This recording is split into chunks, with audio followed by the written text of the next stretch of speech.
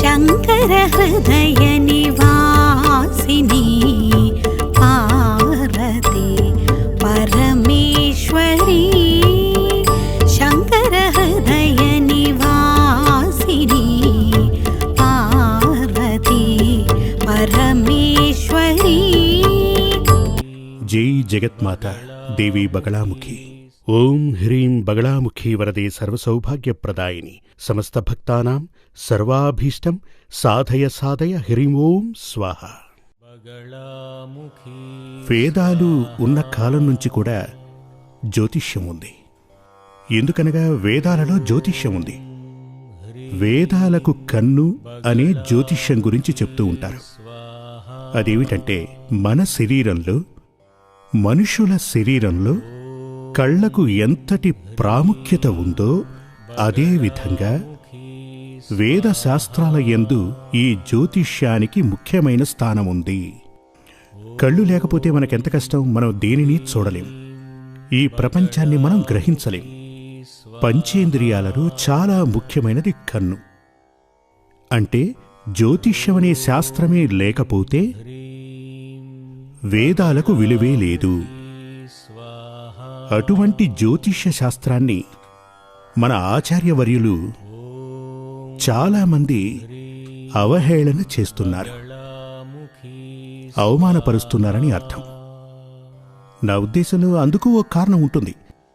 ఆచార్యుల్లో 99% ఆచార్యవర్యులు ఆత్మలకు ట్రీట్మెంట్ ఇచ్చేవాళ్ళు. అంటే ఏంటంటే, వివరంగా చెప్పాలి అంటే మరణానంతరం ఉన్నటువంటి మన ప్రాణమే ఈ ఆత్మ. ఆ ఆత్మను ఎక్కడికి పంపాలి, ఎలా పంపాలి? స్వర్గానిక, నరకానిక? నరకానికి పంపకుండా స్వర్గానికి పంపే మార్గాల గురించి వీళ్ళు చెప్తుంటారు. ఆ ఉద్దేశంతోనే అయ్యుంటుంది. అందుకే వాళ్ళు ఈ జ్యోతిష్ శాస్త్రాన్ని పక్కన పెట్టేశారు. అయినప్పటికీ మన ఈ జీవితంలో రేపు భవిష్యత్తులో ఏం జరగబోతోంది, ఈ విషయం తెలుసుకోవాలని మనసులో ప్రతి ఒక్కరికీ ఉంటుంది కదా. ఇప్పుడు రేపు అనేది ఉంది అన్నది నిజం. ఆ నమ్మకంతోనే కదా మనందరం కూడా బ్రతుకుతుంటాం. అన్నీ సమకూర్చుకుంటారు కదా. ఇంకా చెప్పాలి అంటే రేపు వండబోయే కూరగాయల్ని కూడా ఇవాళ్లే కొనిపెట్టుకుంటూ ఉంటాం. ఎందుకు? ఇవి రేపటికి. రేపు అనేది ఉందనే నమ్మకం.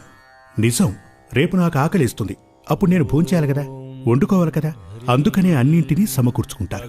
అంటే రేపు మనకు ఏం జరగబోతోంది, అంటే మన ఫ్యూచర్ ఏంటి, అది తెలుసుకోవాలంటే జ్యోతిష్ శాస్త్రం లేకుండా కుదరదు.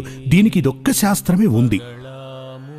ఆ తరువాత వేల కొద్దీ శాస్త్రాలు రావటం జరిగింది. రత్నాల కొరకు ఒక శాస్త్రం, న్యూమరాలజీ, జమాలజీ, అదేవిధంగా మరొకటేంటి, ఇలాంటివే చాలా చాలా శాస్త్రాలు వెలుగులోకి వచ్చాయి. కానీ వీటన్నింటిని కూడా జ్యోతిష్యాన్ని బేస్ చేసుకుని మనుషులు తయారు చేసినవే. అందుచేతనే వాటి ద్వారా ఎంతకాలం అదృష్టం నిలబడుతుందో ఏమిటో చెప్పటం సాధ్యం కాదు. కానీ జ్యోతిష్యం భూమి ఉన్నంతకాలం, భూమి మీద మనుషులు ఉన్నంతకాలం శాశ్వతంగా నిలబడే ఉంటుంది. దాని గురించి ఎవరైనా సరే ఎటువంటి సందేహాలు వ్యక్తపరిచినా సరే ఇది నిలబడే ఉంటుంది. అంటే మనిషి అనేవాడు మనన చేసుకునే స్వభావం కలవాడు.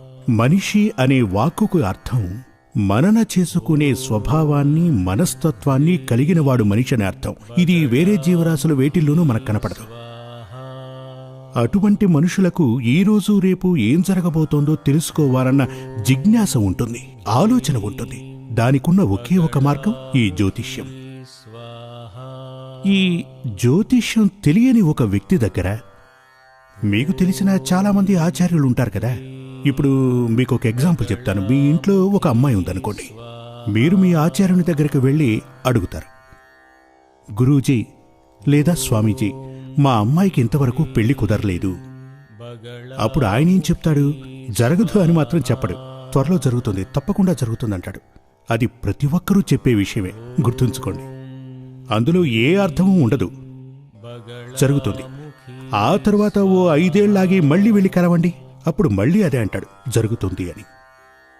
10 సంవత్సరాలాగి మళ్ళీ వెళ్ళి అడగండి, అప్పుడు అదే మాట అంటాడు, జరుగుతుంది అని. మన జీవితం చాలా చిన్నదండి. కళ్యాణం అనేది కామశాంతి చేయటానికే. అది మనం యవ్వనంలో ఉండగానే జరిపించాలి. ఆయనేమో జరుగుతుంది జరుగుతుంది అంటూ ఉంటాడు, మీరు కూడా అనుసరిస్తూ ఎప్పుడు ఎప్పుడు అని అడుగుతుంటారు. దానివల్ల ఉపయోగం లేదు. ఆయనే చెప్పాలి మీకు. ఒకసారి వెళ్ళి మీ అమ్మాయి జాతకం తీసుకురా, ఈ అమ్మాయికి పెళ్లి జరుగుతుందా లేదా చెప్పాలి. మీ కష్ట నష్టాలు మారటానికి తనేమీ మీకు చెప్పడం లేదు. ఆయన ఏం చెప్తారంటే, ఇప్పుడు మీ ఇంట్లోనే తీసుకుందాం. ఎంతో మంది మీతో ప్రేమగా ఆప్యాయంగా అనురాగంగా ఉన్నవాళ్ళు ఇప్పుడు లేరనుకుందాం, చనిపోయారనుకుందాం. అలా చనిపోయిన వ్యక్తి ఎవరైనా ఆత్మలా మారి మీ దగ్గరకు వచ్చి, నేనిప్పుడు నరకంలో ఉన్నాను నాన్న, నన్ను కాపాడు అని మీకు చెప్పారా? లేక స్వర్గంలో ఉన్నానరా, నువ్వు ఏ పాపం చేయకుండా నా దగ్గరికే వచ్చాయని చెప్పారా? అంతెందుకు, ఈ ఆచార్యులు వారి ఆచార్యులు కూడా ఆయనకు అలా చెప్పే అవకాశం లేదు. మనందరికీ తెలుసు, చాలా పెద్ద పెద్ద ఆచార్యుల్లా బతికిన వారు నేనే దేవుణ్ణి అని చెప్పుకుంటూ మన చుట్టూ తిరిగిన వాళ్ళు అలాగే చనిపోయిన విషయం మనందరికీ తెలుసు. పోతే పోయినట్టే. ఉన్నారా లేదా, స్వర్గంలోనా నరకంలోనా, ఇవన్నీ మనకు తెలియవు. అదొచ్చి ఒక మరీచికలాగా నిలిచిపోతుంది. అలా అంటే దాన్ని తెలుగులో ఏమంటారు నాకు గుర్తు రావట్లేదు. అదే క్వశ్చన్ మార్క్ లాగా అలాగే ఉండిపోతుంది. మరణానంతరం ఏం జరుగుతుంది, దాన్ని కరెక్ట్గా ఇప్పటి వరకు ప్రూవ్ చేసిన వాళ్ళంటూ ఎవ్వరూ లేరు. ఆధ్యాత్మికంగానూ దీన్ని తేల్చలేకపోయారు. ఆధ్యాత్మిక ఆచార్యులు కూడా తేల్చలేకపోయారు. సైంటిఫిక్ గాను దీన్ని తేల్చలేకపోయారు. కానీ మన జీవితం అనేది మాత్రం నిజమే. ఇక్కడ సంతోషంగా ఉండాలి, ప్రశాంతంగా జీవించాలి.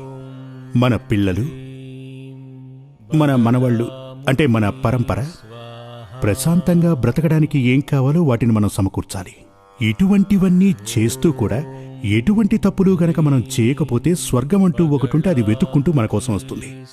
కానీ హిందూ వేదశాస్త్ర ప్రకారం ఇప్పుడు అన్ని మతాల వారు చెప్తున్నట్టే స్వర్గం నరకం అంటూ ఒకటి ఉంటుందని, అలాగే ఎక్స్ట్రాగా పునర్జన్మ కూడా ఉంటుందని చెప్తున్నారు. అది కూడా 100% నిజమే. అప్పుడు ఆ పునర్జన్మలో కూడా మనకు చక్కటి జీవితం ఈ భూమి మీద దొరకాలి. అది గనక లభించాలి అంటే ఇప్పుడు ఏం చేస్తే మనకటువంటి చక్కటి జీవితం లభిస్తుంది? దానికి ఏం చేయకూడదు? పోయిన జన్మలో చేసిన, అంటే ఈ జన్మ మనకు లభించడానికి మనం పోయిన జన్మలో చేసిన పాపానికి ఇది ఫలమా లేక పుణ్యానికి ఇది ఫలమా అన్న సంగతి మనకు తెలియాలి.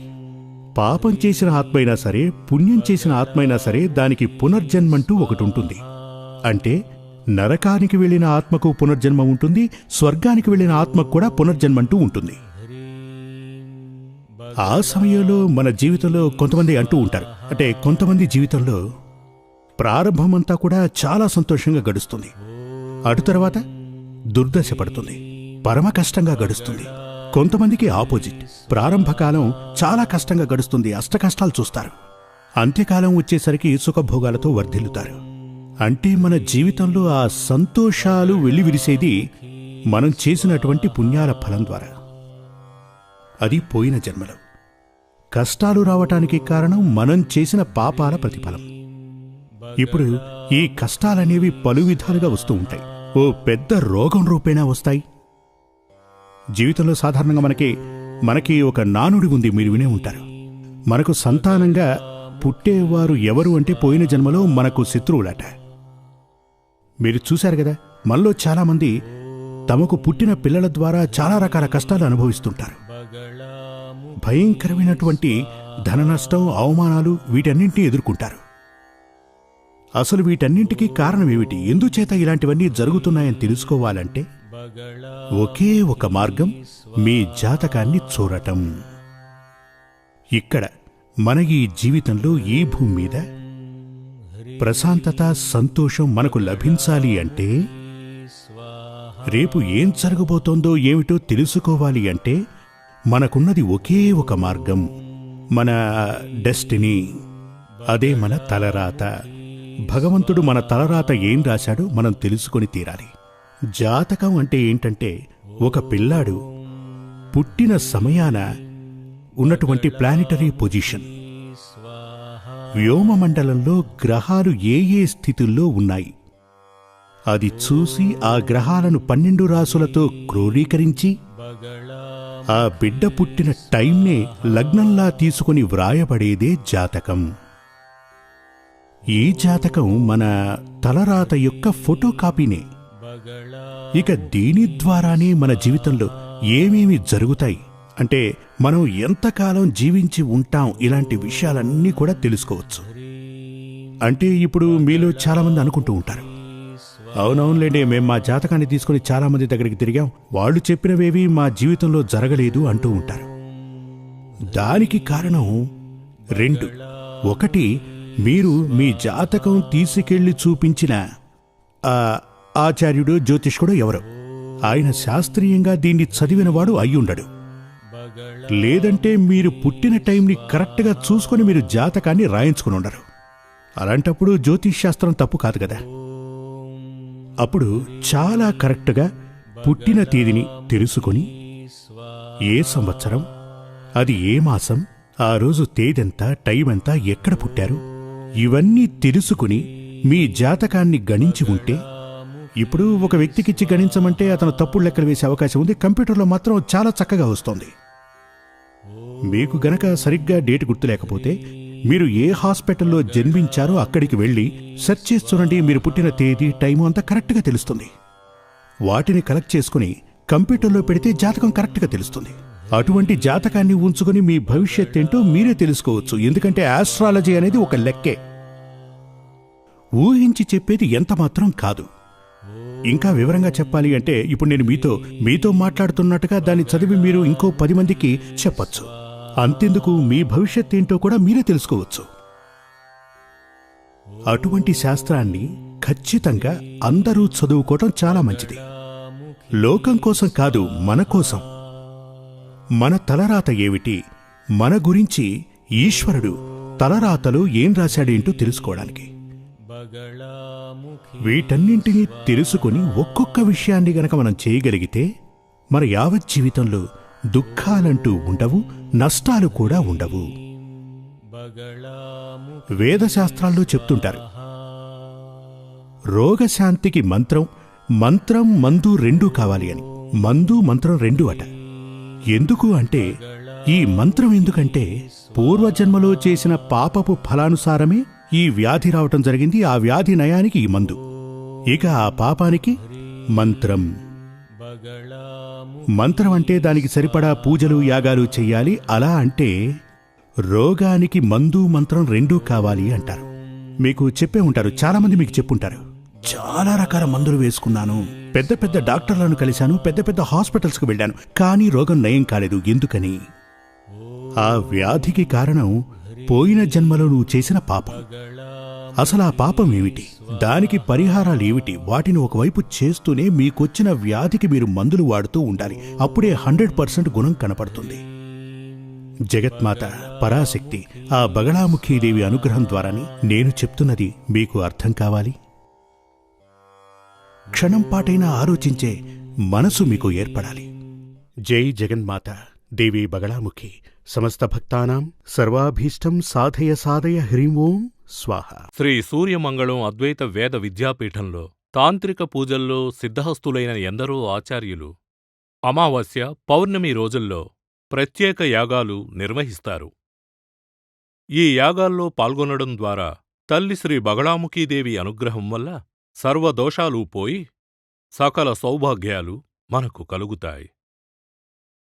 శ్రీ సూర్యమంగళం అద్వైత వేద విద్యాపీఠం జ్యోతిష్యం, ప్రశ్నలు, వాస్తు, తాంత్రిక పూజలు మరియు వేదయాగాలు నిర్వహిస్తారు. సంప్రదించవలసిన నంబర్ 7305442299 7305442299. చెన్నై, కోయంబత్తూర్, బెంగళూరు, హైదరాబాద్, విజయవాడ, ఢిల్లీ, ముంబై, తిరునల్వేలి, టెక్సాస్.